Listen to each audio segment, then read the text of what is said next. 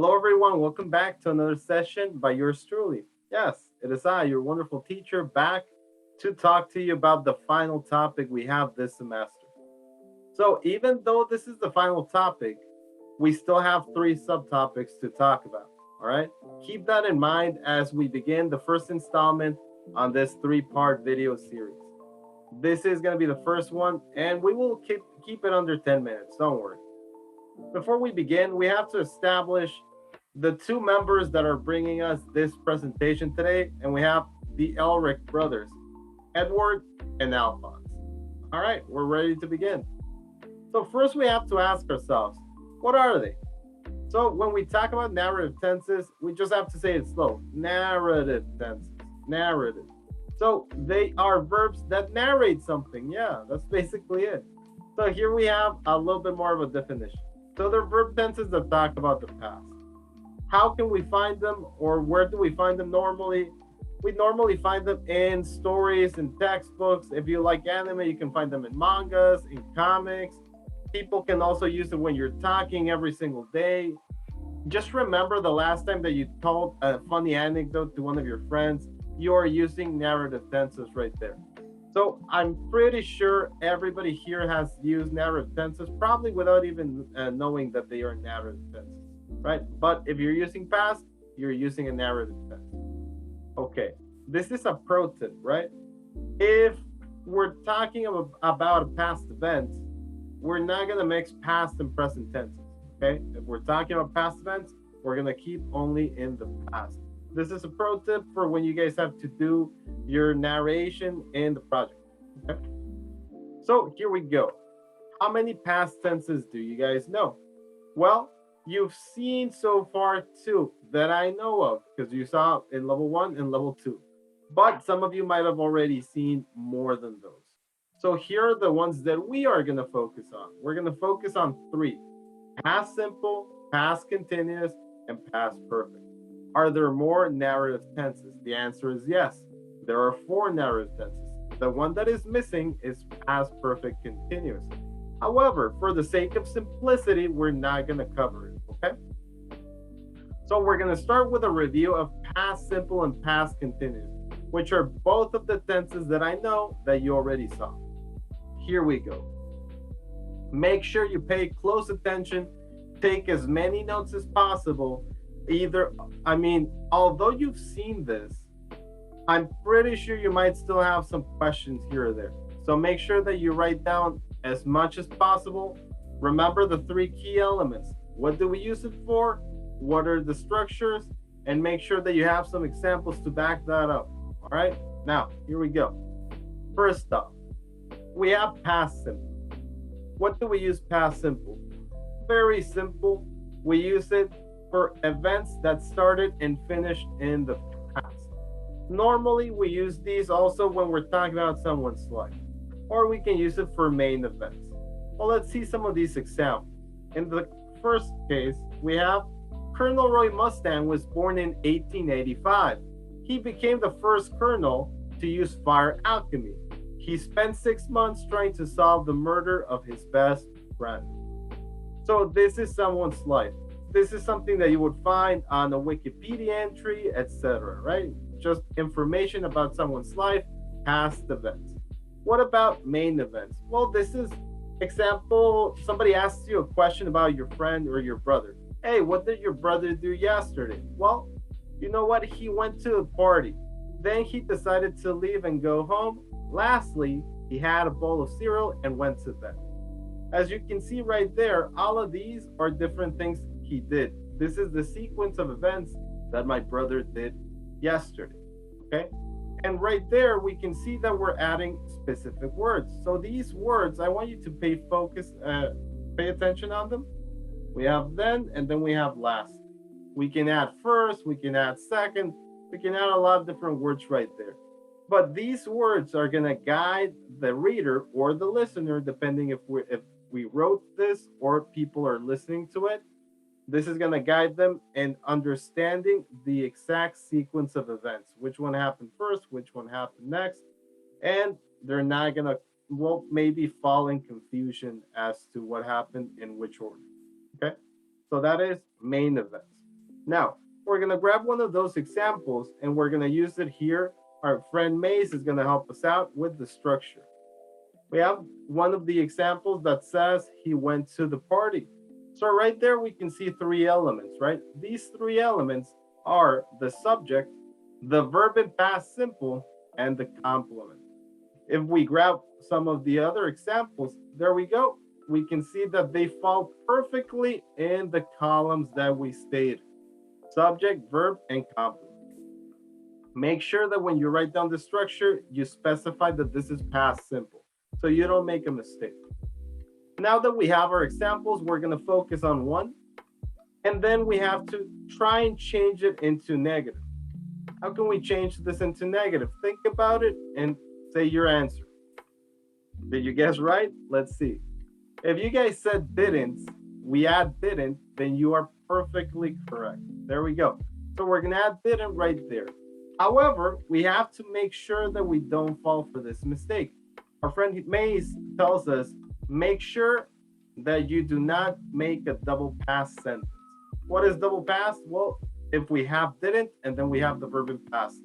This is something that sometimes we might make out of confusion and it's going to be incorrect. So what do we need to do to correct? There we go. The verb is not in past simple anymore. Now the verb is in base form. Why is the verb in base form? Because our auxiliary didn't is already in past, which means my verb doesn't need to be in past anymore. If it's in past, it is incorrect. Just look at the structure, follow it, and avoid all mistakes.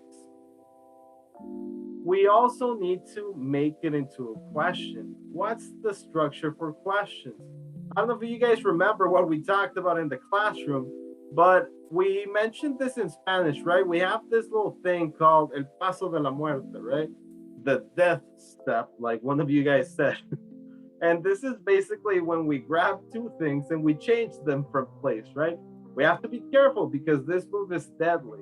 So we grab the auxiliary, we change it to the beginning, and then we have our subject as our second element right there.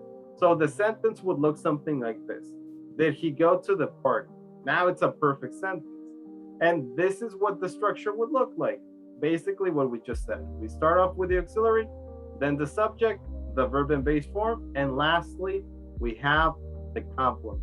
It's very important that we don't make the auxiliary negative, okay? We have to make it positive. Now, we're gonna move on to past continuous. This is the last topic that we have for this video, so pay close attention. We have our friend Edward to explain this one. So he tells us that we use the past continuous for background information and to describe a scene or situation that continued for some time. Yeah. So we want to make sure that we remember one thing. Past continuous is also known as past progressive. Why? Because the action was progressing for some time in the past. That's why it's in past, right? So make sure that you do not forget that it was an ongoing action, something that was happening for a period of time. Okay? Keep that in mind for our further example. Here we go with the first one. So the first one says, at 6 o'clock that evening, Nina and Alexander were still missing. Ed was feeling worried. So this is what we talk about when we want to describe a scene. If we say Nina and Alexander were still missing, this is something that sets the whole tone for what we're going to write about. Obviously, it's a sentiment of preoccupation. People are feeling maybe angry because somebody lost. We're talking about Nina and Alexander, who are a little girl and a dog. Okay, so keep that in mind. That's why people are upset. Anything that we write after this one is going to be in that tone. No, nobody's happy at this point, unless we find them, right? But anything else that we write is not going to be good news. And then we have something like we state, an ongoing action in the past, something that continued for some time. Alexander was barking loudly. This could have happened for a couple minutes. It could have happened for an hour, etc. This was something that was happening in the past. All right, now that we got what we use it for out of the way, we have to focus on the structures. So we're gonna grab the Alexander sentence. Yeah, there we go. So it says Alexander was barking loudly. If we analyze, we have four different elements, and those four elements are the following: the subject, was or were, the verb with ing, and the complement.